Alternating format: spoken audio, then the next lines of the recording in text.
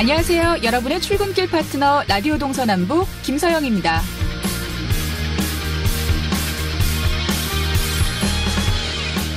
학교가 법원 경매에 나왔습니다.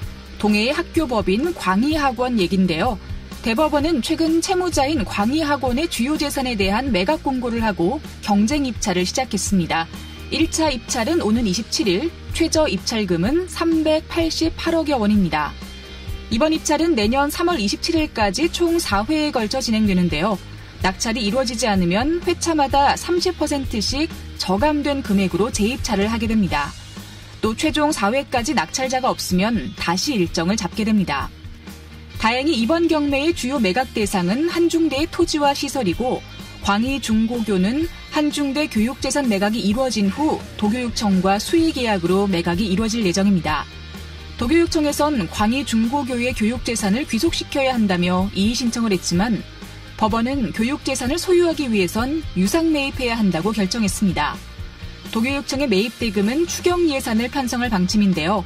매입 시기는 어쩔 수 없이 지연될 것 같습니다. 몇몇 어른들의 잘못으로 발생한 학교법인의 법원 매각이 아무 죄 없는 학생과 선생님들께는 어떤 영향도 미치지 않았으면 좋겠습니다. 12월 6일 금요일 라디오 동서남북 지금부터 시작합니다.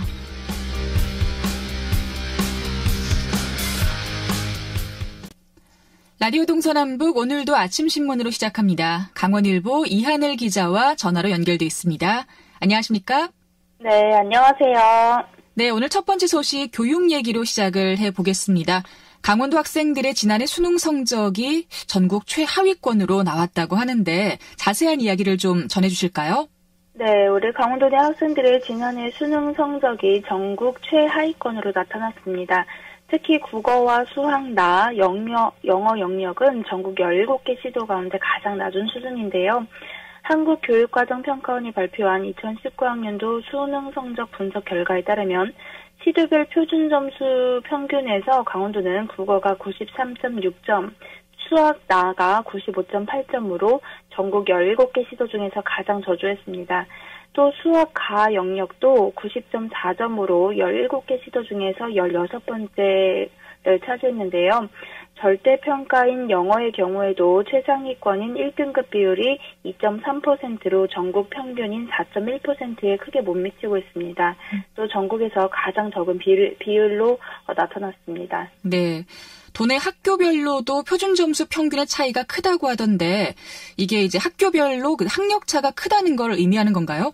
네, 맞습니다. 강원도 내 표준 점수 평균이 가장 높은 학교와 또 낮은 학교를 살펴보게 되면은 국어는 최고 128점, 그리고 최저는 73.8점으로 차이가 무려 54.2점이나 납니다. 또 수학 가는 최고 120.4점, 최저 76.8점으로 43.6점이 차이가 나고요.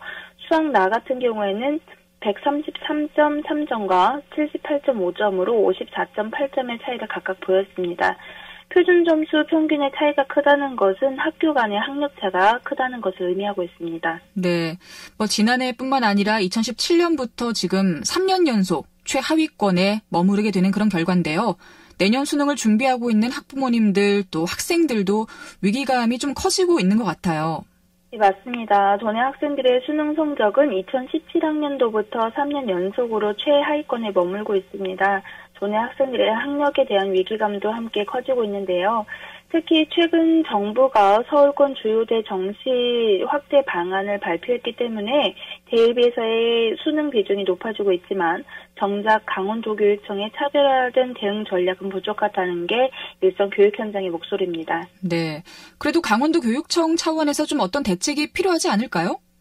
네, 우선 강원도교육청은 지난해에도 도내 학생들의 수능 성적이 최하위권으로 발표되자 비상대책회의를 갖고 교사와 전문가로 구성된 TF팀까지 구성을 해서 대응 방안을 논의했었습니다.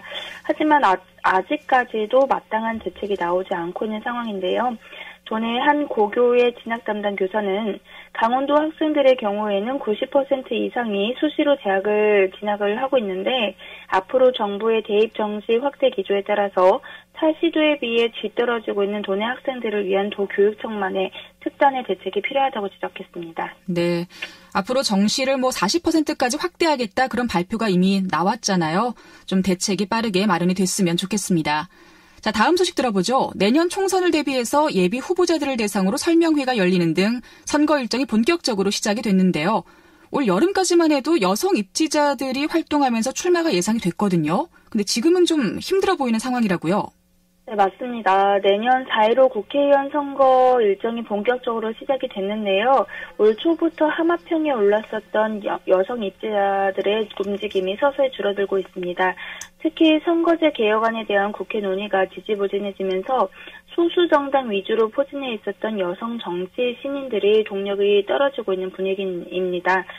정의당 강원도당은 도내 전체 8개 지역구에 후보자를 배출하는 것을 목표로 설정하고 임명희 강릉시 지역위원장과 또 김희정 속초고성 양양 지역위원장 등 여성 지역위원장 2명을 후보자로 내세웠었습니다. 하지만 예비 후보 등록일이 열흘 앞으로 다가왔는데 정작 당사자들은 아직 출마 선언을 하지 않고 있습니다. 선거구 재획정 등의 가능성이 남아있기 때문에 이 불확실한 구조가 부담이 된다는 것으로 분석되고 있습니다. 네, 자유한국당의 경우는 총선에 도전하는 여성 입지자를 거의 찾아볼 수가 없었는데 민주당 쪽에서는 그래도 움직임이 여럿 있었잖아요. 지금은 그마저도 기대를 할 수 없는 분위기인가 봐요? 예, 맞습니다. 원주 갑 지역구였는데요. 더불어민주당 측에서는 김미영 원주시장 정책특보와 또 용정순 강원신보 경영관리본부장도 꾸준히 거론되어 왔었습니다. 하지만 지금은 별다른 움직임을 보이지는 않고 있습니다. 다만 바른미래당 강릉시 지역위원장 직무대행으로 활동 중인 이영란 한국이미지 리더십센터 대표는 변화와 혁신 신당으로 둥지를 옮겨서 출마를 계획하고 있습니다. 도내 정가 관계자는 강원도는 물리적으로 면적이 넓고 또 선거 비용과 여성의원에 대한 지역 정서 그리고 젊은 층 여성들의 인구 감소가 복합적으로 작용해서 여성 정치 신인들이 국회에 입성에 도전하려다가도 현실에 부딪히기 때문에 의지가 식어버린다고 얘기를 하고 있는데요. 성평등한 사회 조성의 필요성이 높아지고 있는 만큼 각 정당마다 여성 후보들을 배출할 수 있는 제도가 필요하다고 설명했습니다.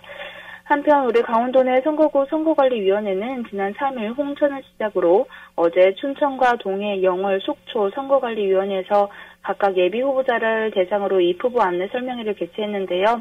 원주 갑과 을 그리고 강릉은 10일에 실시하게 됩니다. 네. 자, 오늘 아침 신문은 여기서 마치도록 하죠. 강원일보 이하늘 기자와 함께했습니다. 고맙습니다. 네, 감사합니다.